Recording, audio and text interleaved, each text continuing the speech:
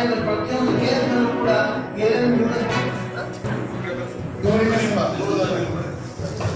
ಬಾಬು ನಾಗರಾಜ್ ಆಗ್ರಿ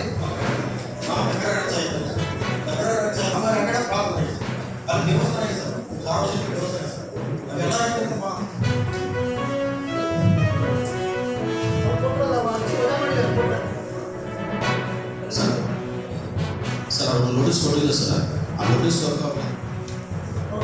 ಕೊಡಿ ಅಂತ ಕೇಳಿದರೆ ಮಜಾ ಮಾಡಿದ್ದಾರೆ ಬರಲ್ಲ ನೀವು ಬಂದಾಗ ಸಿಗುತ್ತೆ, ಲೀಗಲ್ ಅಸಿಸ್ಟೆನ್ಸ್ ಕೂಡ ಸಿಗುತ್ತೆ. ಅಂತ ಪ್ರಕರಣಗಳು ರೆಫರ್ ಮಾಡ್ತೀವಿ. ಅವರು ಅದನ್ನು ತಗೊಂಡು ನ್ಯಾಯಾಲಯಕ್ಕೆ ಕೇಸ್ ಹಾಕಿಸ್ಬಿಟ್ಟು ಅಲ್ಲೂ ಕೂಡ ಸಮಸ್ಯೆ ಪರಿಹಾರ ಮಾಡೋದಕ್ಕೆ ಪ್ರಯತ್ನ ಮಾಡ್ತಾರೆ.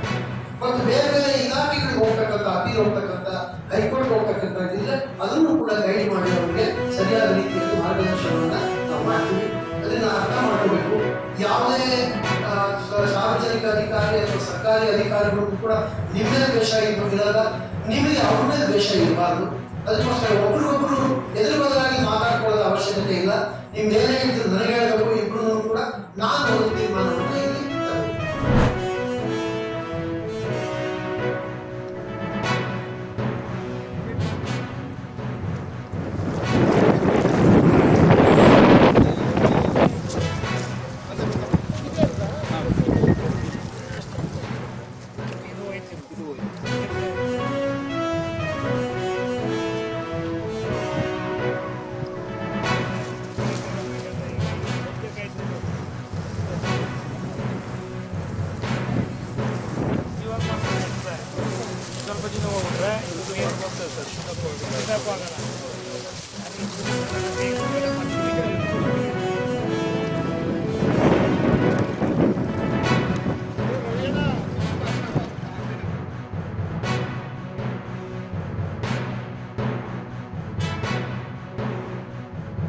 ಚಿಕ್ಕದ ಪರಿಸ್ಥಿತಿ ಇದೆ. ಅದರಲ್ಲಿ ಎಲ್ಲರೂ ಸಹ ಇನ್ಶೂರೆನ್ಸನ್ನು ಮಾಡಿಸಿದ್ದಾರೆ.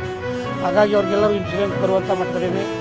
ಇನ್ನು ಕೆಲವರೆಲ್ಲ ನಾವು ಇನ್ಶೂರೆನ್ಸ್ ಮಾಡಿಲ್ಲ, ನಮ್ಗೆ ಗೊತ್ತಿದೆ ಅಂತ ಅದನ್ನು ಸ್ವಲ್ಪ ಟೈಮ್ ಕೊಡಬೇಕು ಅಂತ ಈಗ ನಾವು ಸಂಬಂಧಪಟ್ಟ ಅಧಿಕಾರಿಯಿಂದ ಕೇಳ್ತಿದ್ದೀವಿ.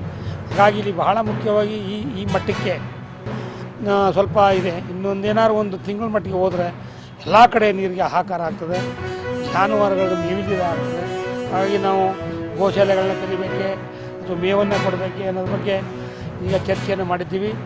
ಎಲ್ಲ 4 ಕ್ಷೇತ್ರಗಳು ಮತ್ತು 5 ತಾಲೂಕುಗಳಲ್ಲಿ ಅಧ್ಯಯನ ಮಾಡಿದ ನಂತರ ನಾವು ಜಿಲ್ಲಾ ಮಟ್ಟದಲ್ಲಿ KDP ಸಭೆಯನ್ನು ಮಾಡಿ ಚರ್ಚೆಯನ್ನು ಮಾಡಿ ಆ ಮುಖಾಂತರ ನಾವು ಯಾವ ನಿರ್ಣಯಗಳನ್ನ ತಗೋಬೇಕು, ಸರ್ಕಾರಕ್ಕೆ ಮಾನ್ಯ ಮುಖ್ಯಮಂತ್ರಿಗೆ ಯಾವ ವರದಿಯನ್ನು ಸಲ್ಲಿಸಬೇಕು ಸಲ್ಲಿಸಿ ಇವೆಲ್ಲಕ್ಕೆ ಪರಿಹಾರ ಕೊಡ್ತಕ್ಕಂಥ